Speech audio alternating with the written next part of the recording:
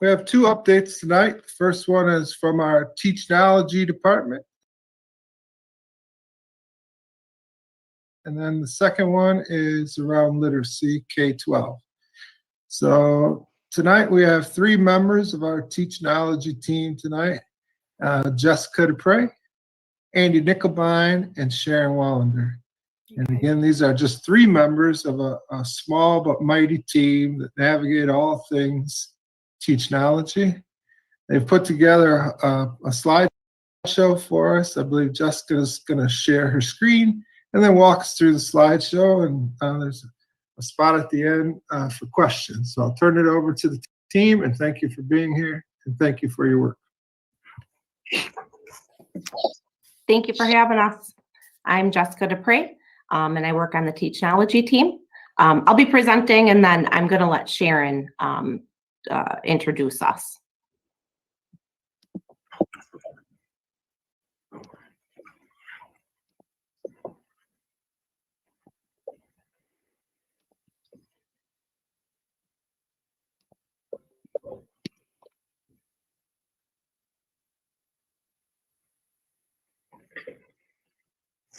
And if I can just get a thumbs up that everybody can see this.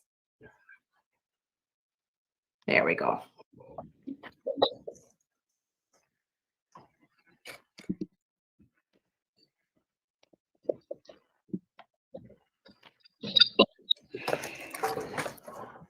First of all, I want to thank everybody for allowing us to present tonight. And we're going to showcase our Technology team.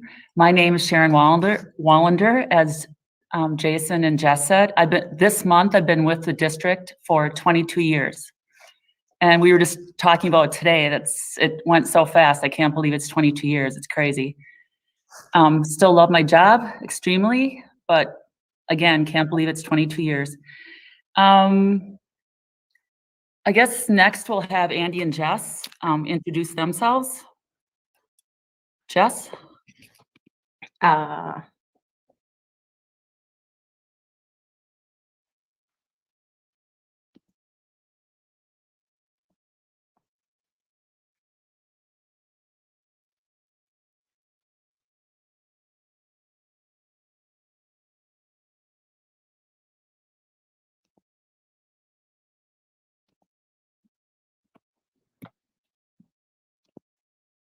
Gotta love it when the tech people have issues with technology, right? So I'm Jessica Dupre. I'm the Instructional Technology Coordinator, and I am in my 4th year here with the district. Thanks for having me. Andy Nickelbine. I am Andy Nickelbine. I am the Network and Infrastructure Coordinator, infrastructure being IT infrastructure. I have been with the district for right around 17 years. Not quite as many as Sharon, but I'm catching up. So, love my job, love our team, and I'm proud of the work that we do here. Thank you. I forgot to say that I am a building technician and also a project manager. Jess, do you want to move on to slide 2? The district's mission, vision, and core values are very important to our team and guide our work with the technology in the district. Our team works to ensure that all students can effectively access and use technology in all aspects of their learning experience, that relevant technology is infused into learning to help students achieve college and career readiness, and the Future Ready framework is used for conversations and action planning to best serve every student. Jess, could you move to thank you. The Technology team's district commitments were chosen by our entire team. As a team, we take these commitments very seriously. The district commitments that our team chose are great customer service, greater communication, collaboration, systems which streamline our tasks and improve our efficiency, and last but not least, lifelong learning, which we do every day in our job. It changes so quickly that we're learning constantly. Next slide, Jess. Thank you. Every year, a technology customer service survey is provided to all district employees during the month of January. We've been doing this for the past 3 years. Staff are asked to rate our Teachnology team from 1 to 4, with 4 being the highest. The categories are overall effectiveness, responsiveness, customer service, and communication. Over the past 3 years, our ratings have increased each year. Our team's goal is an overall rating of a perfect 4.0. So every year it's going up, so hopefully soon we'll have 4.0 across every single category. That's what we're striving for. This valuable staff feedback drives our accountability in order to fulfill the district's commitments we have chosen as a team. Next, Jessica will speak to you about our PLC.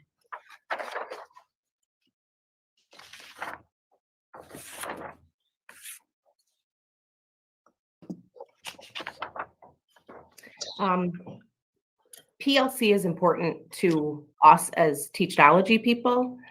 It's very important to teachers and teacher leaders and administrators. But PLC is important to us as well.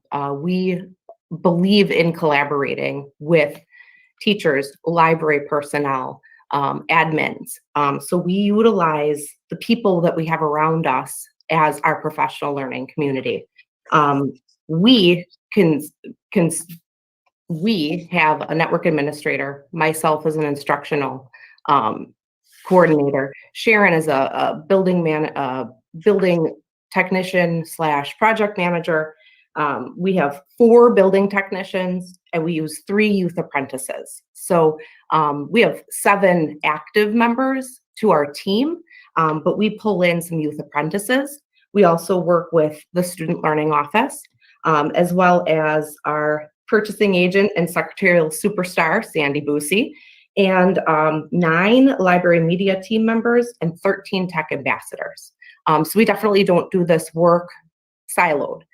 We ask them, is this the right work that we're doing? We ask for feedback constantly from those people so that we are sure that we're doing the correct work that they need done. And now that you know who we are, I'll let Andy Nickelbein tell you a little bit about what we do.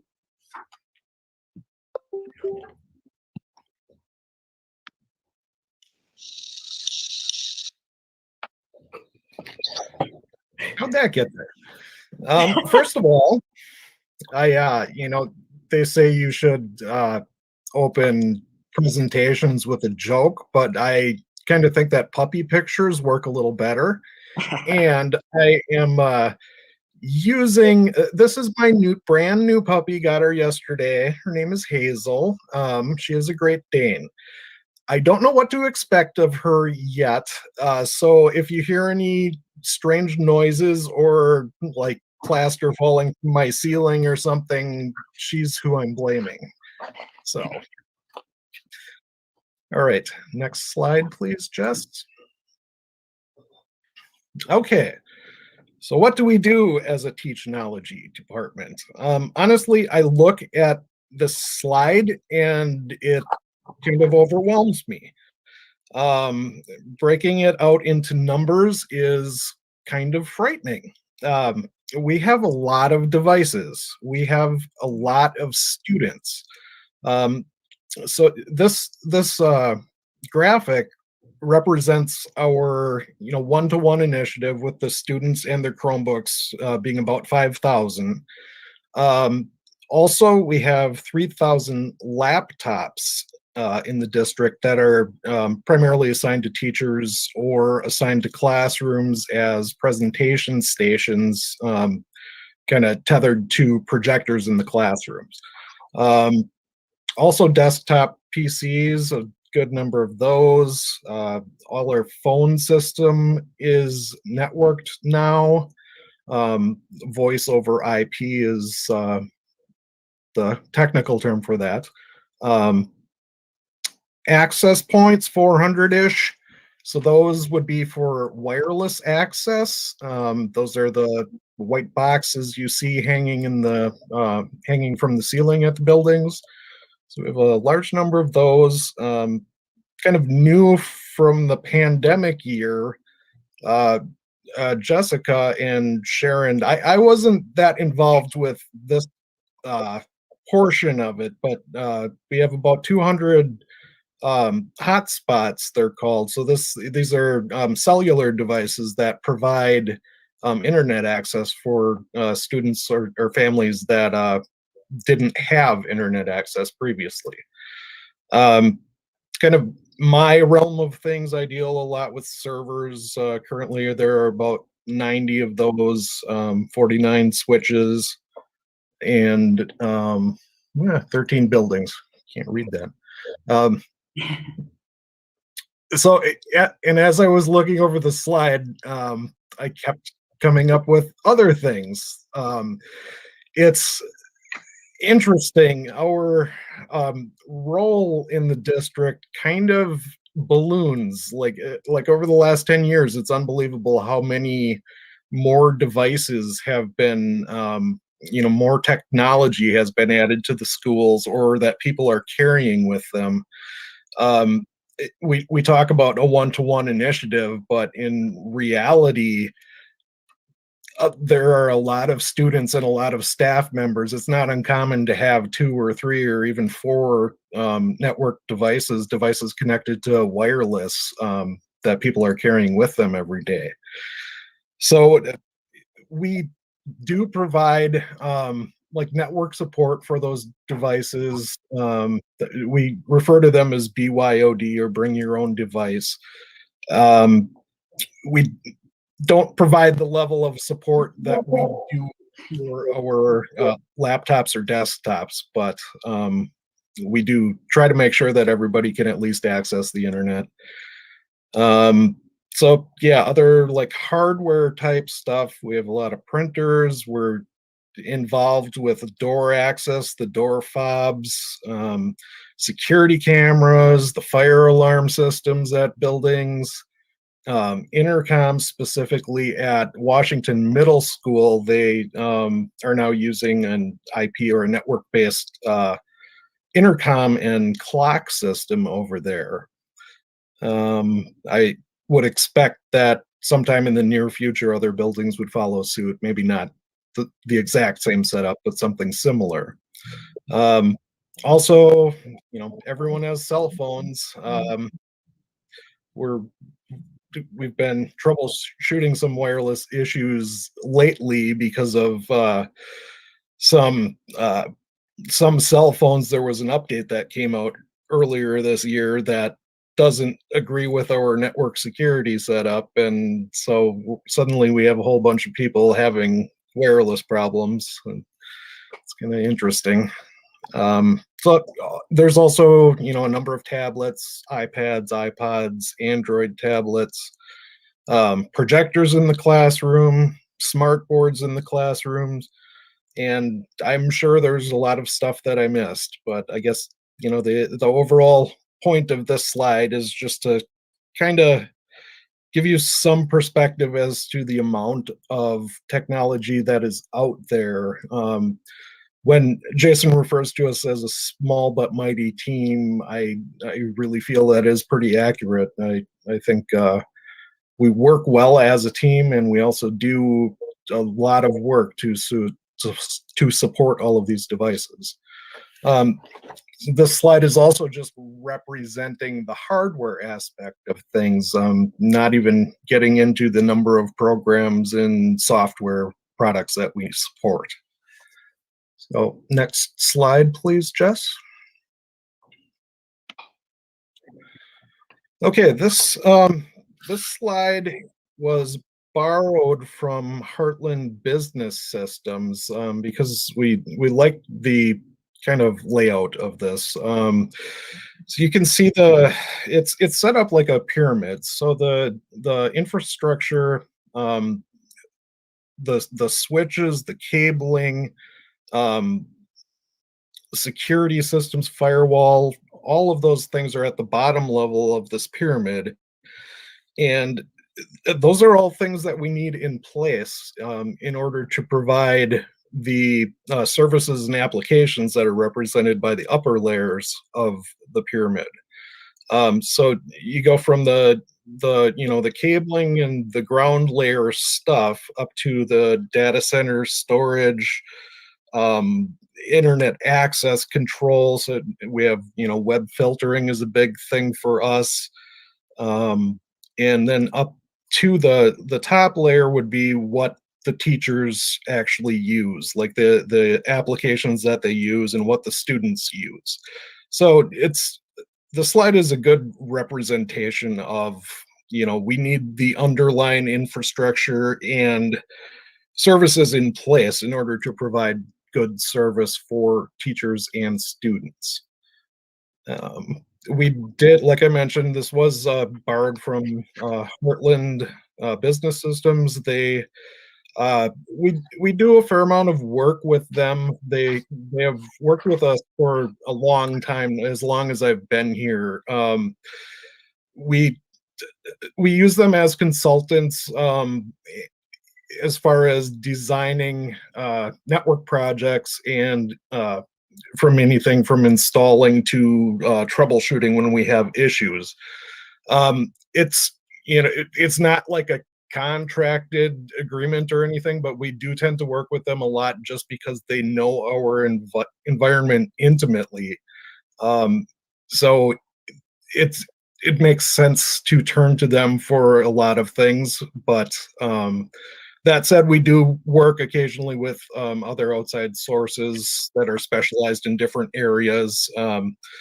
Connecting Point is one vendor out of Green Bay that we kind of lean on for support in the Mac world. We don't have that many Mac experts on staff, so we occasionally need help with that.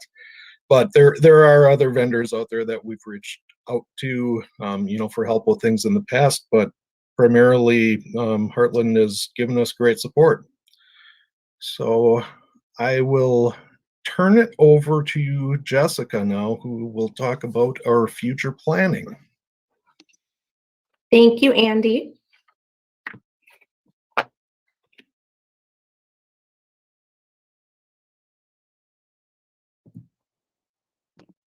Just making sure I'm unmuted.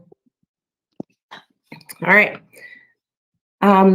We talked to you a little bit about our commitment to utilizing the Future Ready framework, but I just wanted to show you what that is. You may not be familiar with Future Ready Schools or Future Ready framework, but it is a tool set that is utilized by a lot of other school districts, and they are partnered with the DPI to provide schools with a plan to tackle all of these things that we handle with technology. We have gone through about 2 years of planning. Last year got a little bit off track. So we are at the point now where we're ready to create our Future Ready action plan. We've taken the surveys, we've assembled a team, and now we're going to utilize that team to create our Future Ready action plan.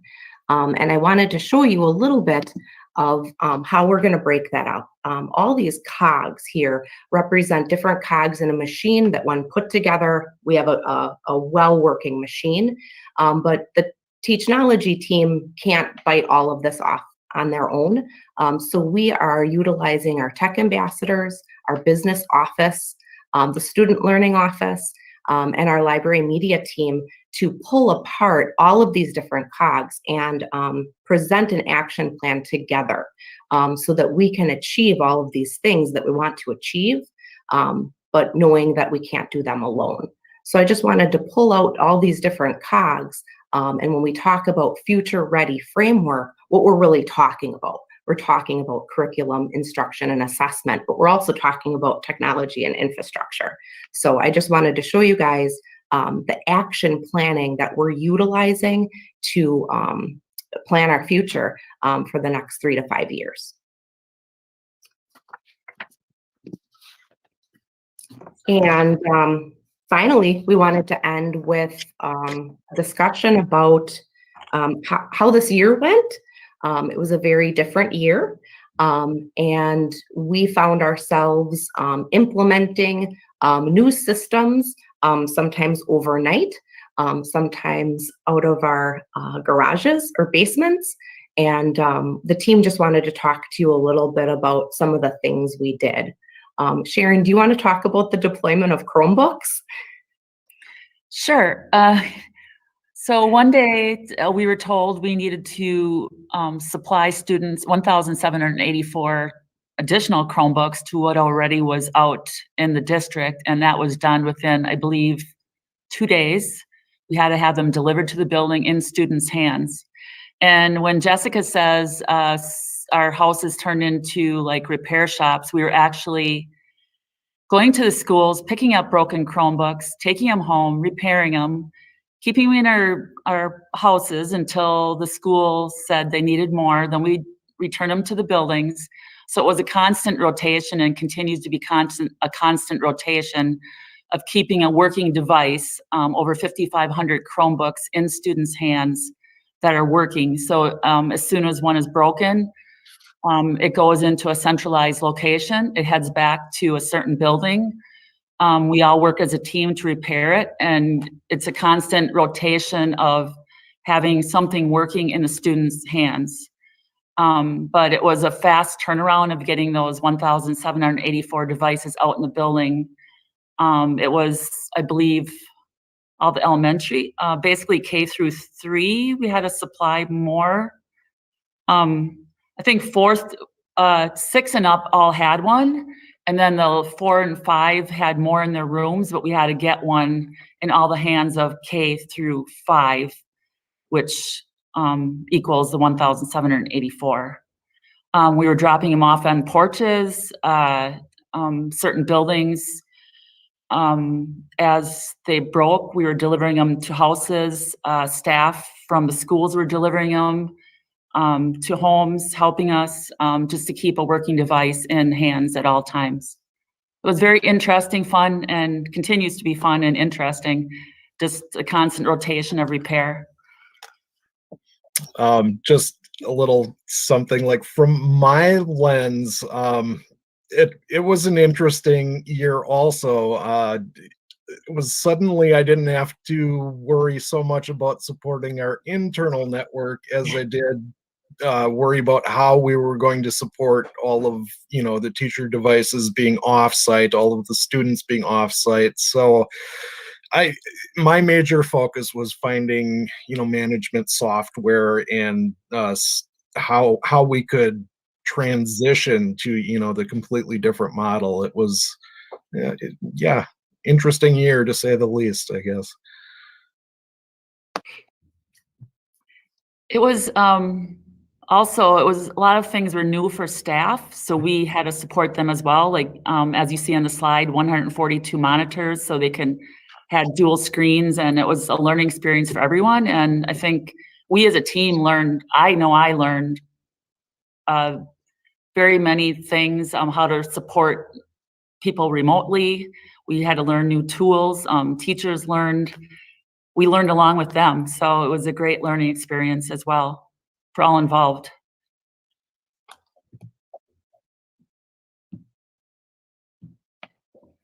Was Thank you so indeed much. a very unique year. Yeah, I have to apologize. We were at least 2 of those repairs that you all were doing in your garage. So from the Sauer family, I sincerely apologize. Don't apologize. We're happy to do it. I mean, it was amazing that we were able to continue the delivery of instruction, right? I mean, Yeah. how fantastic.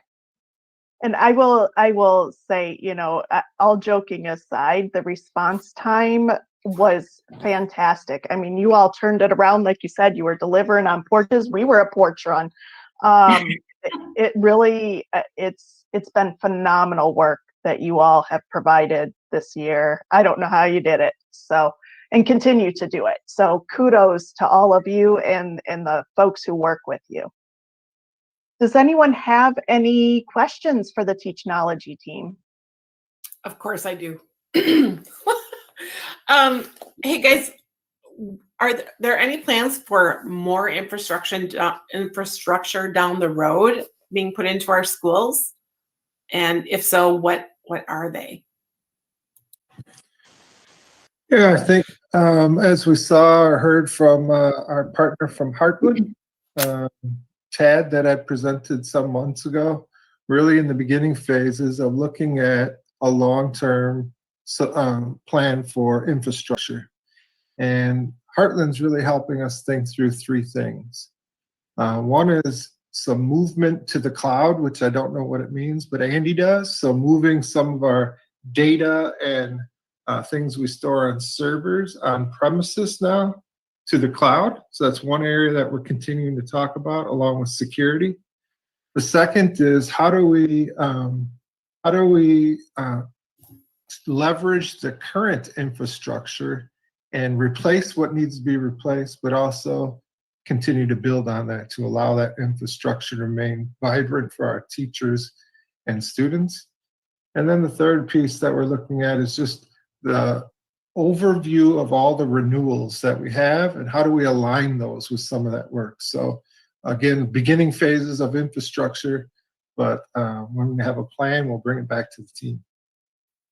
I attended a meeting last night at CISA 7, and they are redoing their main teaching room, essentially, as they call it, the C room, which some of you may have had experience in more than I have.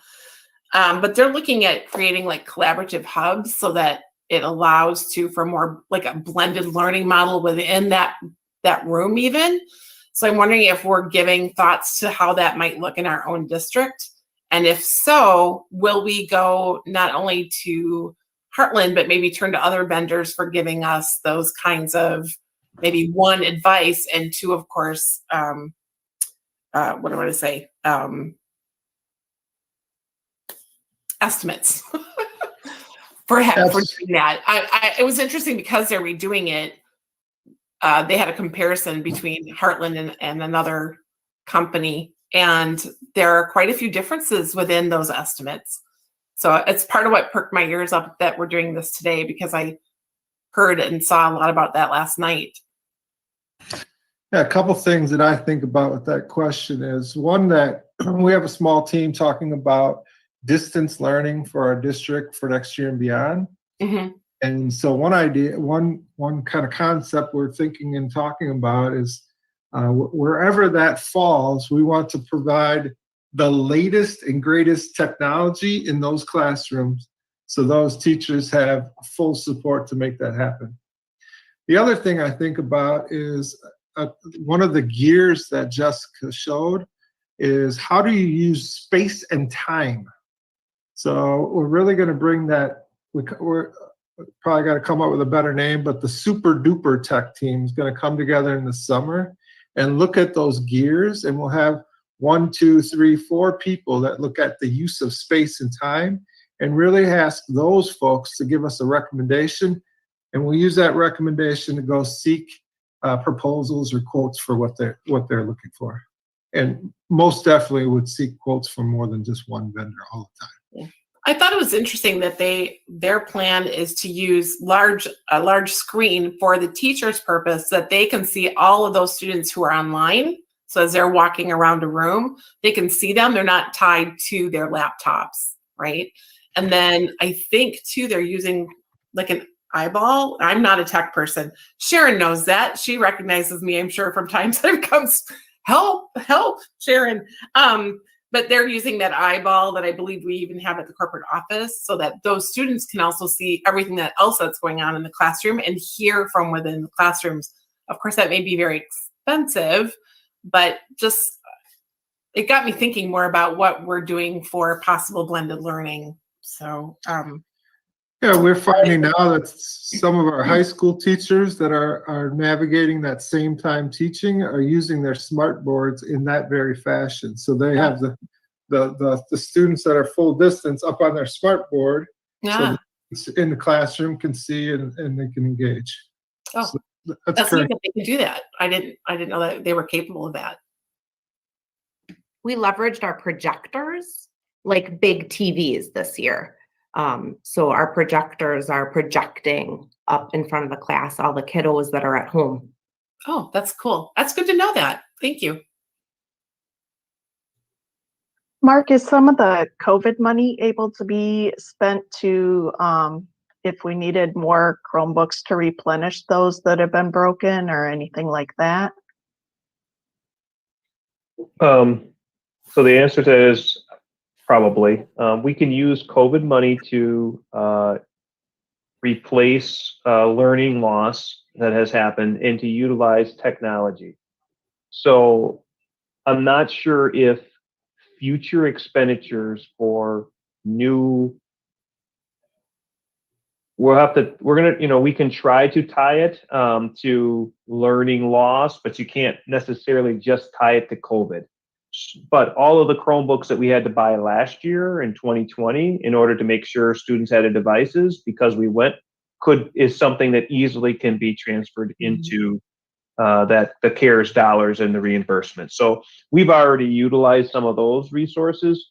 But an example would be, I had a conversation with Jessica and Lori yesterday, I think, talking about what the boardroom might look like in regards to a blended model and what, not just a fix for now, but what a long-term plan might be so that we can broadcast and have people in and out of the board meetings.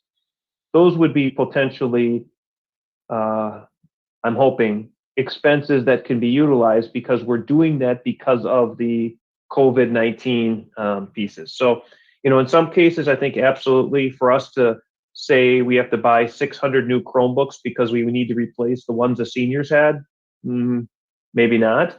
But if we need to replace some servers or some things to provide more infrastructure or Wi-Fi sources because we have more kids coming in or more kids going out, then the answer would probably be yes.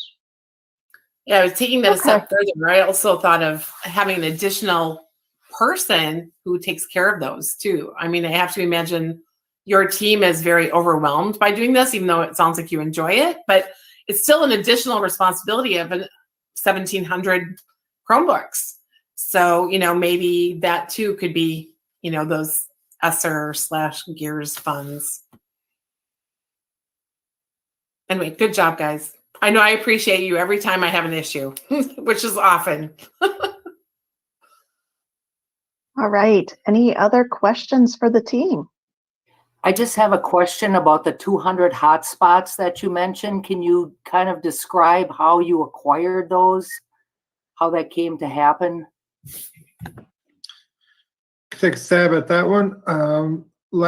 Last March, so about 13 months ago, we partnered with a local vendor to get as many hotspots as we could. I don't remember the initial quantity, but the need was growing. So we continued to add to the inventory as those hotspots became available. As you can imagine, every district was in the same spot trying to get as many hotspots as possible. When the dust settled, whatever that means, as we entered this year, we looked for alternative providers that could be more cost effective. So we made the decision earlier this year to change providers.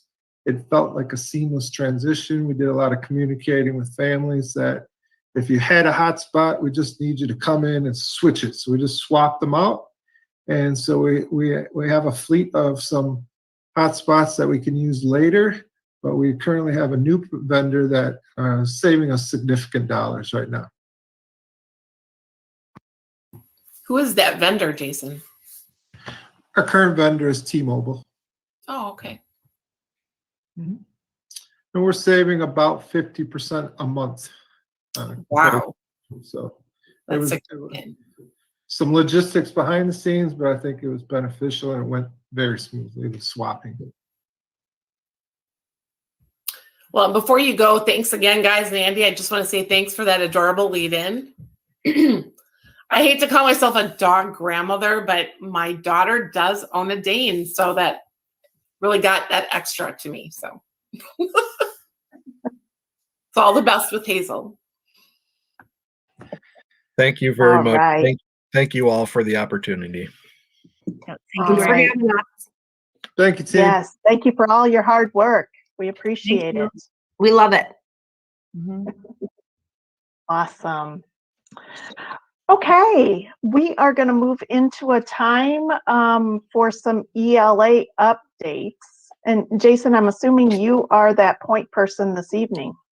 Tonight I am, yes, thank you. All right, go for it. Going to also attempt to present my screen, so one moment here, please. I think this is the smallest number of people we've had on one of these curriculum meetings. The screen suddenly we all got a lot larger. All right, can you see the slideshow? Yes. Excellent. All right, so I think it's important to note that Jen Schultz, who's referenced in the slideshow, along with Pam Lensmeyer, are really our champions for literacy across the district. But just some unique circumstances have prevented Jen and Laura and Pam from being here tonight. So they worked hard to provide this summary for us tonight, and it reflects their leadership, but also more importantly, the efforts of many people across our district. So I think we're moving ever so closer to literacy across contents, and this is a reflection of that work. So the second slide really talks about just the K-5 classroom teacher work, and I think it's important to note, it's tied to technology, it's tied to our commitment to learning, that we have remained tied to our units of study for reading and writing, and then phonics at KN1 throughout this year. And so our teachers are dedicated to those resources and those programs. And we've worked hard, Jen has worked hard, especially to spearhead a review and revise of our scope and sequence several times this year to ensure that we're hitting the standards that are important, but also doing it in a fashion and a sequence and timeliness that is manageable for our staff and students.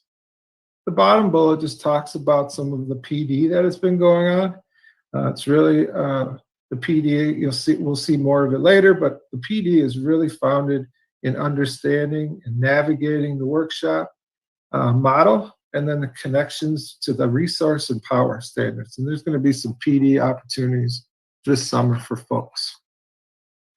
The next slide is a video that is created by Jennifer Hartman, first grade teacher in our district. And she's going to talk about some of the things that she's really excited about ELA, and then some things that she thinks about for the future. So I'm going to play this video for us here now. Hello, board members. I am Jennifer Hartman. This is my 21st year in the MPSD as a first grade teacher, currently teaching at Madison.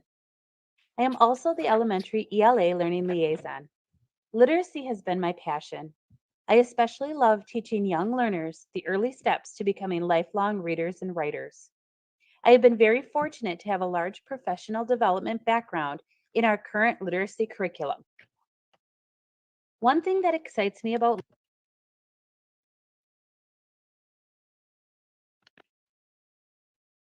Hello, board members. I am Jennifer Hartman. This is my 21st year in the MPSD as a first grade teacher, currently teaching at Madison. I am also the elementary ELA learning liaison. Literacy has been my passion. I especially love teaching young learners the early steps to becoming lifelong readers and writers. I have been very fortunate to have a large professional development background in our current literacy curriculum. One thing that excites me about literacy in our district is that we have implemented the components of balanced literacy, and we instruct using the workshop structure. Research and best practice shows how important balanced literacy is. Students are taught our universal curriculum through an explicit mini lesson that allows them to practice the learning target through a gradual release approach. In Reader's Workshop, students get to have independent practice reading books at their level, working on individualized goals. I get to work with students one-on-one or in small groups during part of their independent practice to provide differentiated instruction based around those individualized goals. Partner reading is a way to share the love of reading with others and helps to build our reading stamina.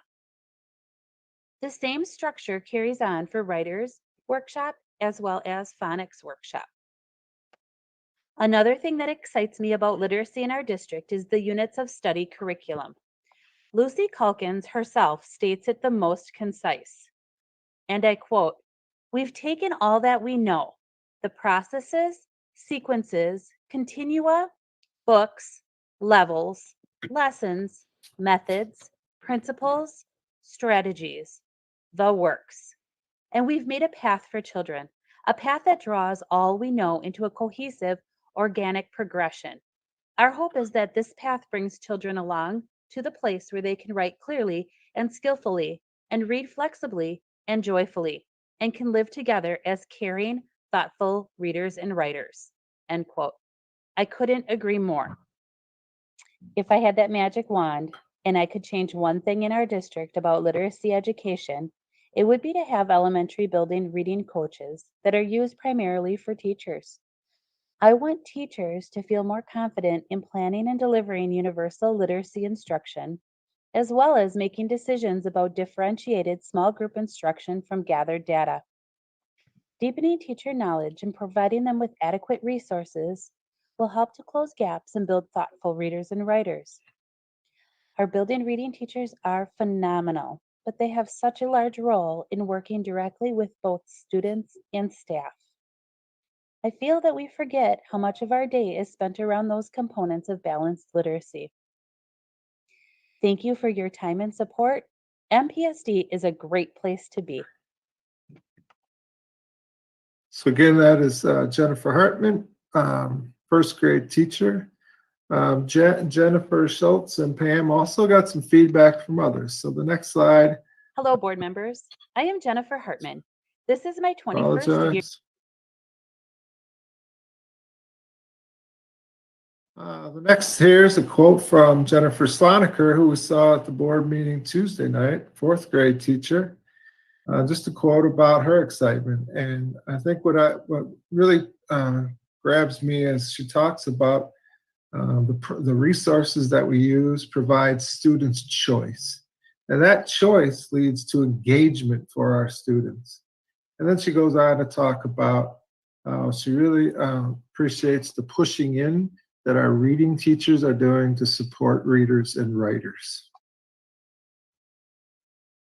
The next slide talks about kind of the work with our K-12 reading teachers. We have a minimum of one reading teacher in every building, and many of our buildings have multiple reading teachers. And we have partnered with CISA 7, and Beth Vandehay has been doing some professional learning with these folks around whole group and individual support. She also does some in-person, virtual right now, coaching for these individual reading teachers. And again, reference to that pushing in. So really reading teachers are working to get into the classroom, working with students and adults alike. And then the last bullet really speaks to, I think we've heard it here before from Washington and Wilson and other schools, that co-planning to co-teach. So that last bullet really speaks to our reading teachers getting involved in those PLC or collaborative conversations and planning with teachers. This comes a quote from one of those reading teachers and really speaks again, some of these common themes keep coming up around being collaborative and working with teachers to plan for instruction and then getting in the classroom. So this quote just, I think, again, just captures some of the same concepts. The next quote is from Beth, the very person that is providing some of this professional development. And again, some of the same themes that I pulled from this quote is mentioning collaboration and communication and meeting the needs of all students. That's our goal. And building the capacity of all professionals so they can work together to have the greatest impact. The middle level, we're looking at middle level now, is in year 2 of implementing those units of study in reading and writing.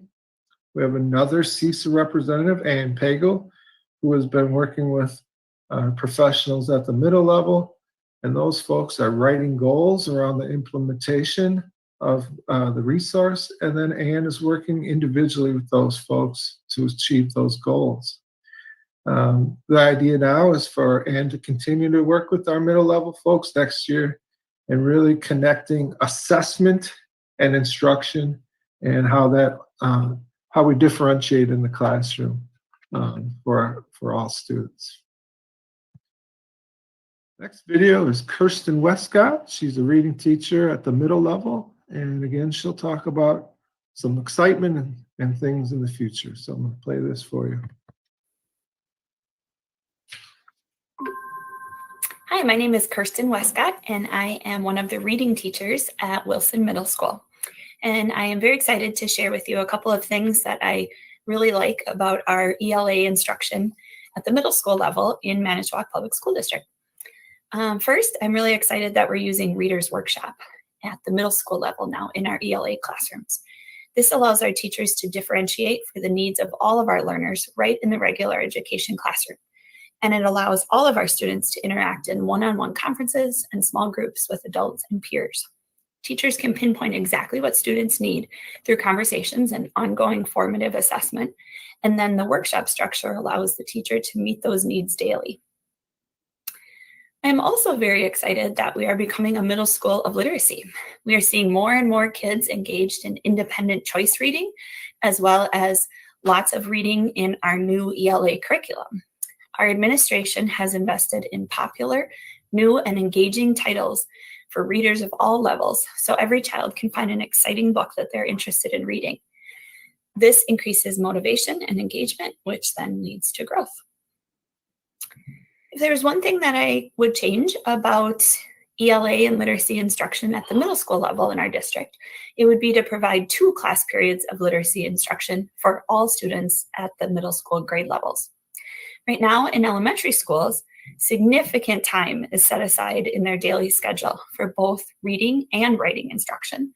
And there is often time for additional work such as phonics and word study. At the middle school, we drop the number of minutes students have in literacy significantly. And by the time students are in 8th grade, they're down to 45 minutes a day for all of their literacy instruction. This is simply not enough time, in my opinion, for us to do justice to both the reading and writing curriculums, and let alone time for any additional literacy work that students need. If we really want to increase our students' skills in literacy, I think one thing we could change is to commit the minutes in our schedule at the middle school to show that literacy is our priority.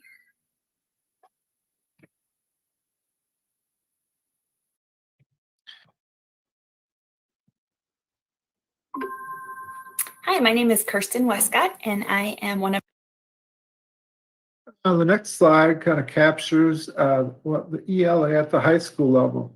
Just a reminder that there are no units of study resource available for the high school level, but our high school folks have committed to the workshop model. And again, another CISA partner, Heather Anderson, has been providing professional development for the high school ELA teachers around the implementation of that workshop model and coaching individually and large groups virtually this year.